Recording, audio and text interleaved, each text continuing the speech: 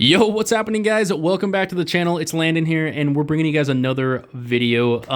Guys, this is a super annoying one, and I really didn't want to make this, but I want to help you guys out and try and steer you away from this motherboard. Now, I've been having many issues with this motherboard. My friend picked this up for a Black Friday deal, and it was paired with a 7900X in the bundle, and it was only like 500 bucks for the bundle. And guys, I'm telling you right now, just please stay away from this motherboard. It is having so many issues. So I'm going to break down all of the issues so you guys know exactly what is going on, and hopefully just helps you out and steers you away. Now, I've also seen some other videos of people having similar issues to this. So this is just not me. This is many people out there that are having issues with the B650 Gaming Plus Wi-Fi from MSI. So let's first jump into the very first issue. Well, I just got this built yesterday for my friend, and I got all the drivers updated, I got Windows updated, everything was running smoothly until I jumped into a benchmark. And I have this superposition benchmark over here that I normally do all of my testing with. It's a pretty GPU intensive benchmark, but it gives me a good idea. I got MSI Afterburner here to see the on-screen temps, so I can see the on-screen temperatures. Now, guys, and mind you, nothing has been overclocked on the GPU besides just letting the GPU get the full power. That's the only thing that has been done. Now, right when we jumped into the benchmark, it just completely blue screened right off the bat. And we hadn't even overclocked. We haven't even turned up the RAM yet to its actual, intended speed, which is 6,000. It's DDR5. So then I'm like, okay, well, something's clearly running unstable. And so I went back into MSI, and let's see here. And I looked at the BIOS updates, and I'm like, okay, it clearly just has a BIOS update. And so I come back here and I see, how many BIOS updates did I see? There was like 3 of them. So I went to the newest version, which was V15, and I'm like, okay, let's try this out. And right as I install it, I jump back into Windows, I'm checking everything over, and I do a restart, and this machine will not restart at all. Guys, you could not even get into the BIOS on the previous version, which what I was running. I mean, guys, this is the version that I was running, was the V13, and then I updated to the V15, but when I was on V13, you literally could not even get into the BIOS, which was absurd. I'm like, are you serious? Like, this is insane. You can't even get into the BIOS of this machine. It would just do a screen freeze. It would completely just do a screen freeze, and you couldn't even get into the BIOS.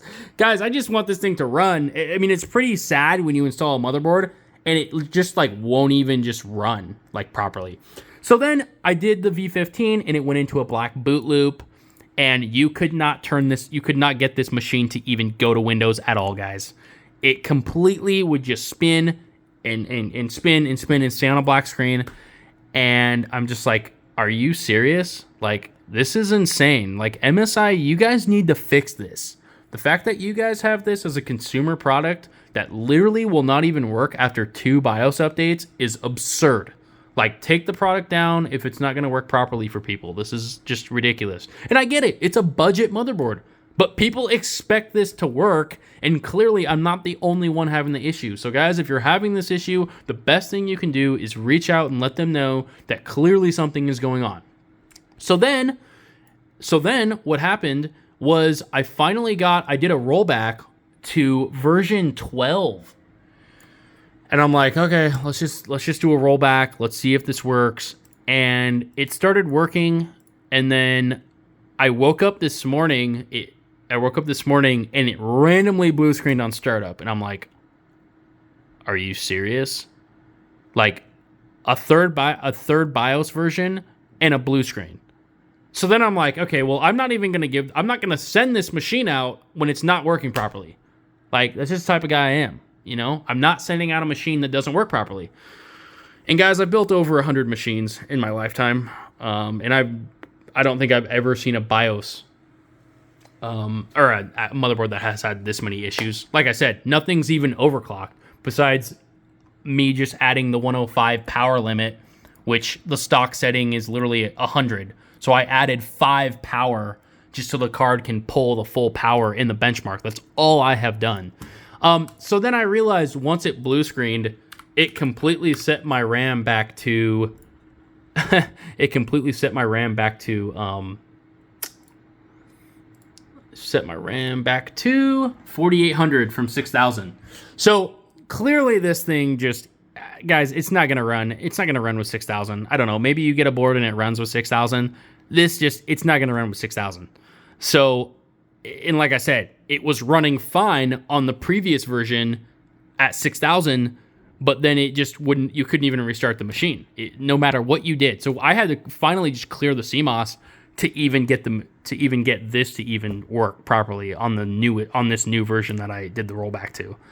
So super frustrating, and it's just like, guys, like, this is just insane. Like, I've never had this many issues with the motherboard in my life. Like, obviously, sometimes you have the issue where you got to go do an update to be stable, and it fixes it.